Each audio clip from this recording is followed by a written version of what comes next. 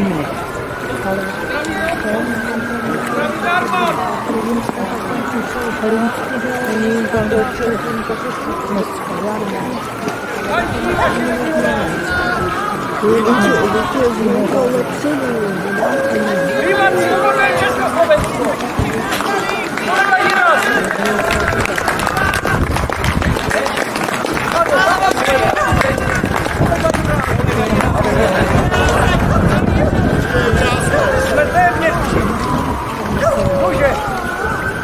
Ale to je místo držet.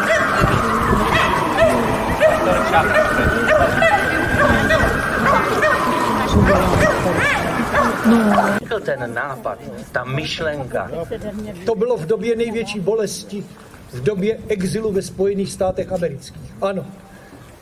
V Americe, když jsem potkával české krajany, zastesklo se mi po vlasti.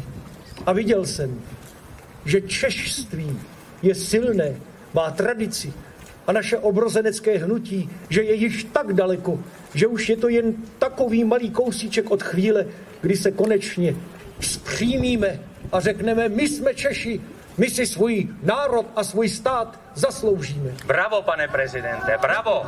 Děkuji.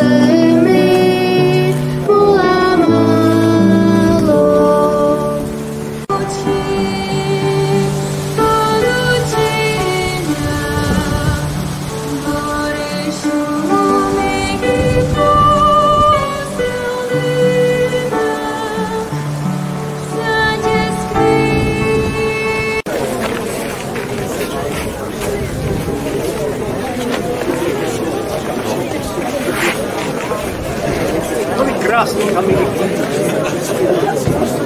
Kolik krásný.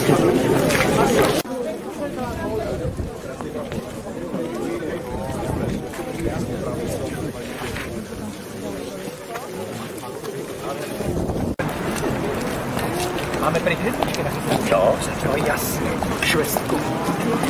a oni to pořád slibujou, ale Smákem. nebyli. Ty se nemýval nejraději. Prý Milan říkal, že 22 dopraví. 4 rok do poroty na ten festival komedii, do opravdu strany komedii.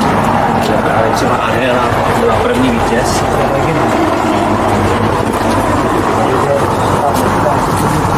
Naší společnosti ještě má takový matura Rousek.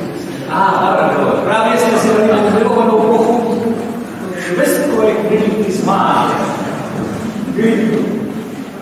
Právě píši takovou novelu, bude se jmenovat pravděpodobně Obyčejný život. Obyčejný život. A tak nějak jsem se inspiroval, když jsem šel podél těch stromů a tak viděl jsem některá krásná zátiší, tak už mám v hlavě další kapitolu. Je to román Železničáře, který vzpomíná na svůj prožitý život. Ano, bude se to jmenovat Obyčejný život. Obyčejný život na Eiffelu. Takže přátelé, ještě jednou děkujeme, drahí chodící, že nás tak nádherně přivítali. Přejeme vám krásný zbytek dnešního svátoční. Republikou nebude. Tak nevysmíváme, přátelé. Proč obrazků nedá srdci spát? Proč obrazků lásky je mám rád?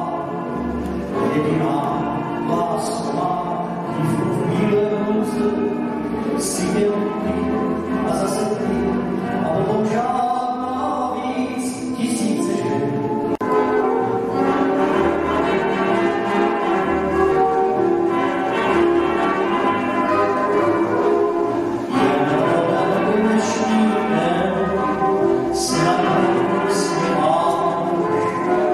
Se život změní se